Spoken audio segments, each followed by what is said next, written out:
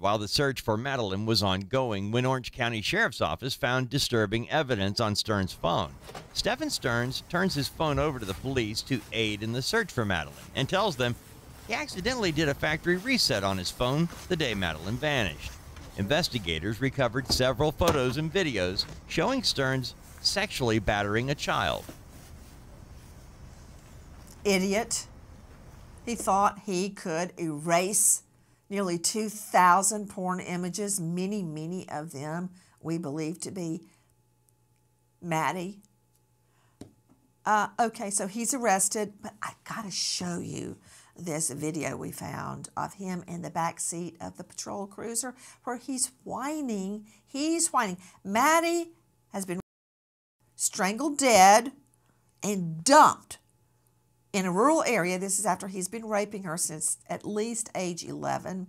Thank you very much, Allie Neal, for making me now consider she was before she was 11. But listen to this guy whine. He needs a little cheese to go with that whine. Listen. Every time they took it, it was like a degree or two lower than it should have been. Wow. Couldn't regulate. Sleeping on bare metal.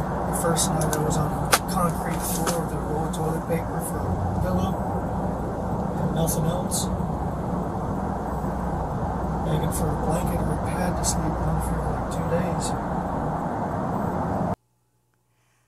I love the guy driving the cruiser. Did you see him? He's going, as he listens to accused child rapist killer Stephen Stearns whine, it was like a degree or two lower than it should have been.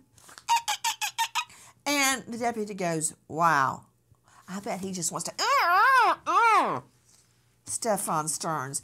And then he goes on, you know, I slept on bare metal the first night, and I used a roll of toilet paper for a pillow, begging for a blanket.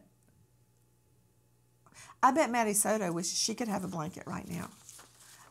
Look at this guy. I mean, Bernarda Villalona, I know that you're going to object and say this is irrelevant. You can't bring that footage in of him whining in the back seat of the cruiser.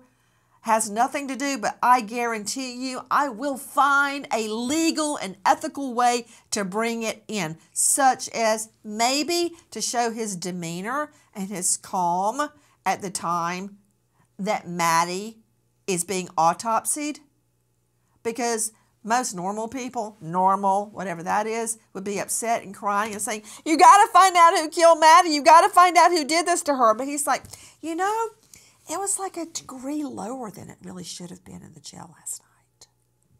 Stop me. Stop me if I can't get that in, Bernarda.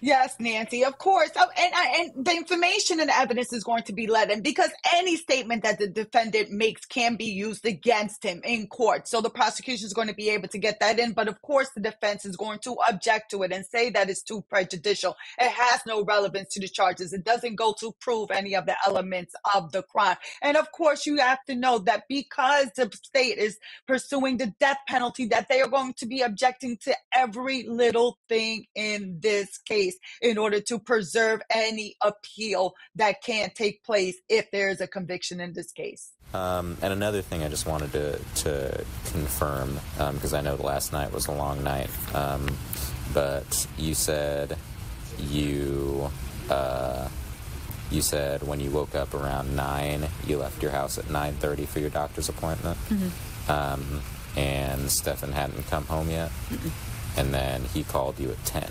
You were like 10:15, yeah. 10:15-ish to have the conversation. McDonald's and yeah, she didn't want McDonald's. So he came home. I think he had accidentally left his phone at home. Yeah.